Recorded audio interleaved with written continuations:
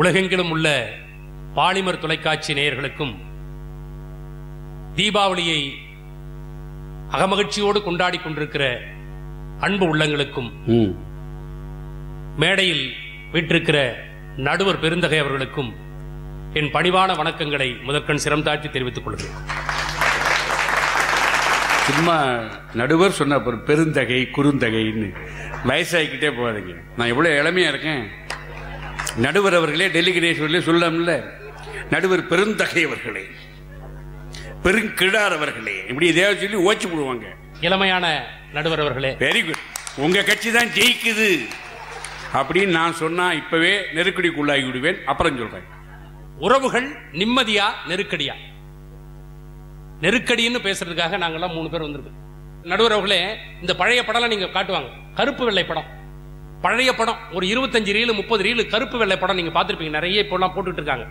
அந்த கருப்பு வெள்ளை படத்துல பாருங்க, கதாநாயகியோட கடமையை காட்டுவாங்க. அதாவது ஒரு பெண்ணோட கடமையை திரைப்படத்துல காட்டுவாங்க. காலையில 4:30 மணி இல்ல 5 மணி வாக்குல அவங்க எழுந்திருக்கிறத காட்டுவாங்க.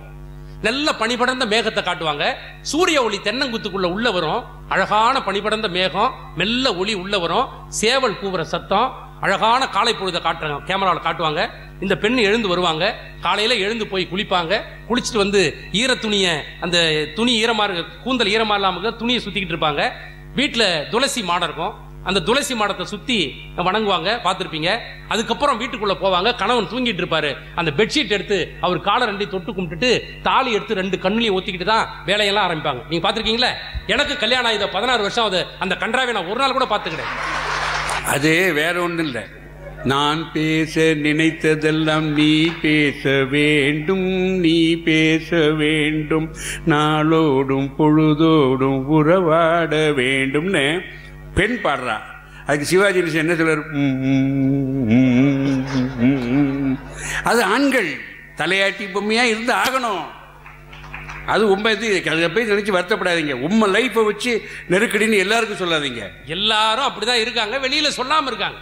எவ்வளவு பேர் அடி வாங்குறான் தெரியுமா? அது வேண்டாம், அந்த மேட்டருக்கு வராதீங்க. நடுவர்களே, ஒரு ஆள் எங்க ஊர்ல ஒரு ஆள் ஒரு பொண்ணை இழுத்து போட்டு அடிக்கிறான். நான் என்ன பண்ணேன், கார் எடுத்துட்டு போறேன், ப்ரோக்ராம் கிளம்பி போறேன். நடுத்தரில் பொண்டாட்டி இழுத்து போட்டு அடிக்கிறான்னா நான் போய் தடுத்தேன்.